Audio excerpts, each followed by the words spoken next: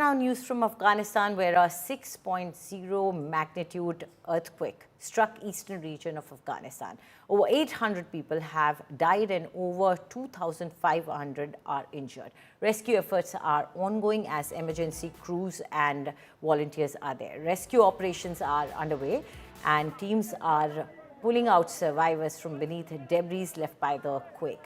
So far, a large number of injured individuals have been evacuated and are receiving medical attention as humanitarian aid begins to reach affected areas. Despite these efforts, many people remain trapped under the rubble and collapsed homes and buildings.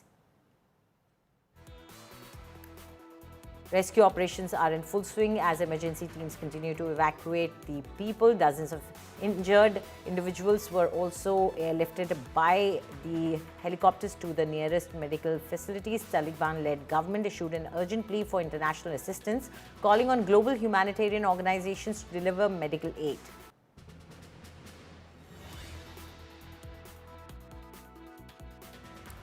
Now, efforts to deliver ready-to-eat food to those affected by earthquake are actively underway. Emergency food distribution teams are working around the clock to ensure that displaced individuals and families receive immediate nourishment in addition to meals. Large quantities of packaged drinking water and essential rations are being transported in bulk via the military and humanitarian airlifts to remote and severely impacted regions.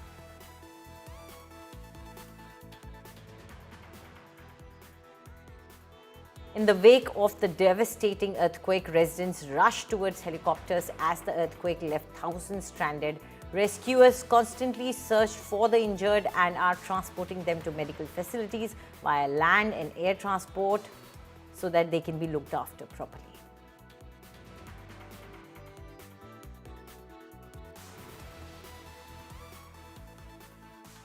Now, the 6.0 magnitude earthquake wreaked havoc.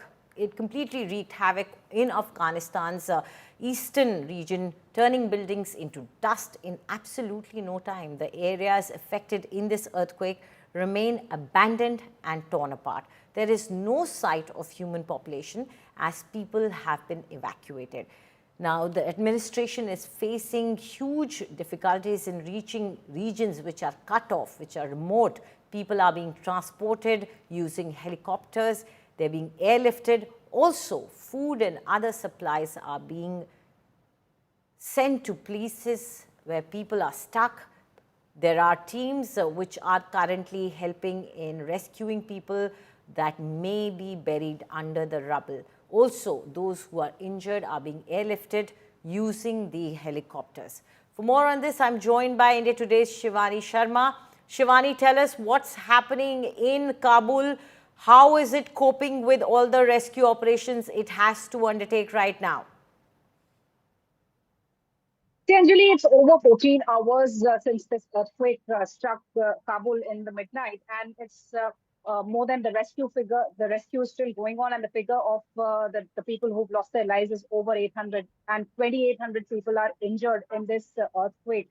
And because this is a very difficult terrain, this is a mountainous part of Afghanistan, which is close to the border of Pakistan and Afghanistan. So the mobility is a big challenge at this place, and particularly after the earthquake, most of the roads have been cut off due to the debris that have fallen.